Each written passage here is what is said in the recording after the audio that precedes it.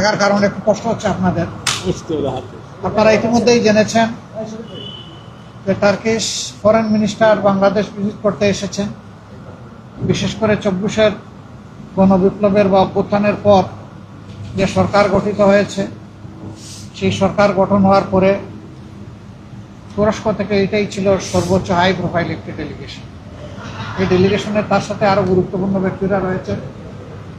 আর আমরা এখানে ছিলাম সংগঠনের নায়েবে আমির, সংসদে বিরোধী দলীয় উপনেতা জনাব ডক্টর সৈয়দ আবদুল্লাহ মোহাম্মদ তাহের, আমাদের সংগঠনের সম্মানিত সেক্রেটারি জেনারেল সাবেক সংসদ সদস্য জনাব মিয়া গুলাম পরওয়ার।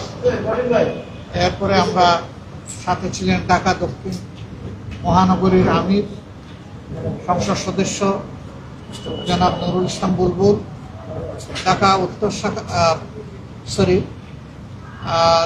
আমাদের অ্যাসিস্ট্যান্ট সেক্রেটারি জেনারেল এবং সংসদে বিরোধী দলীয় হুইপ জনাব রফিকুল ইসলাম খান, ঢাকা মহানগরী উত্তরের আমির জনাব সেলিম উদ্দিন, এবং আমাদের আরেকজন সংসদ সদস্য বাংলাদেশ জামাত ইসলামের আমিরের ফরেন অ্যাফেয়ার্স অ্যাডভাইজার জনাব মীর আহমদ বিন কাসেম আর মানিক।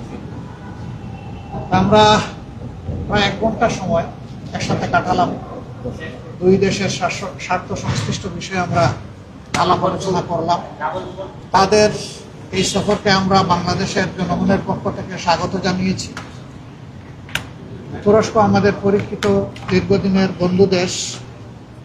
আমরা আশা করি দুই দেশের মধ্যে সম্পর্ক আগামী দিনে আরও নতুন উচ্চতায় যাবে ইনশাআল্লাহ। আমরা তাদেরকে অনুরোধ করেছি বেশ কতগুলো ব্যাপারে তাদের অ্যাটেনশন দেওয়ার জন্য।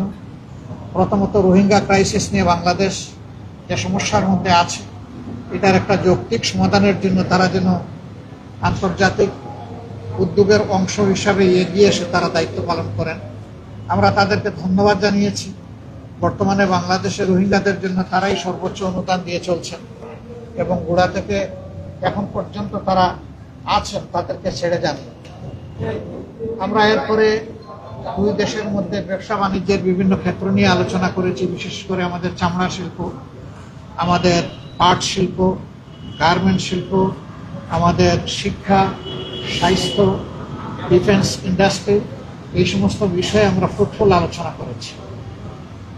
বাংলাদেশ সরকারের সাথে সহযোগিতা করার জন্য আমরা তাদেরকে আহ্বান জানিয়েছি।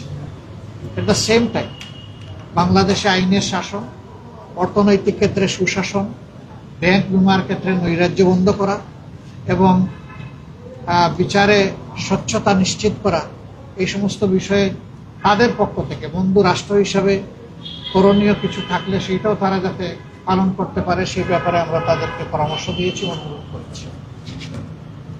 তারাও আমাদের কথাগুলো খুব গুরুত্ব সহকারে শুনেছেন। তুরস্কের সাথে আমাদের দীর্ঘদিনের এই বন্ধুত্ব বাংলাদেশের, আমরা প্রত্যাশা করি যে এটা দিন দিন সামনের দিকে আরও এগিয়ে যাবে এবং দুই দেশের একান্ত বন্ধু হিসাবে আরও নিকটে আসবে। আমরা পরস্পরের উন্নয়ন এবং অগ্রযাত্রার আমরা অংশীদার হব ইনশাআল্লাহ। আমরা আশা করছি যে অব্যাহত এই সম্পর্কের মধ্য দিয়ে বাংলাদেশ এবং তুরস্ক বিশ্ববাসীর জন্য বিভিন্ন ক্ষেত্রে অবদান রাখতে সক্ষম হবে। আপনাদেরকে ধন্যবাদ। মোটামুটি এই বিষয়গুলোই আলোচিত হয়েছে আমাদের আজকের এই দীর্ঘ আলোচনা করতে গিয়ে। তো আনুষঙ্গিক অনেক বিষয় আসে, সেগুলো আলোচনা হয়েছে। Thank you. আমরা বিদায় নিতে পারি। হ্যাঁ, তারা এনসিপির সাথে আলাদা বসবে, এরপরে আগামীকালকে প্রধানমন্ত্রীর সাথে বসবে।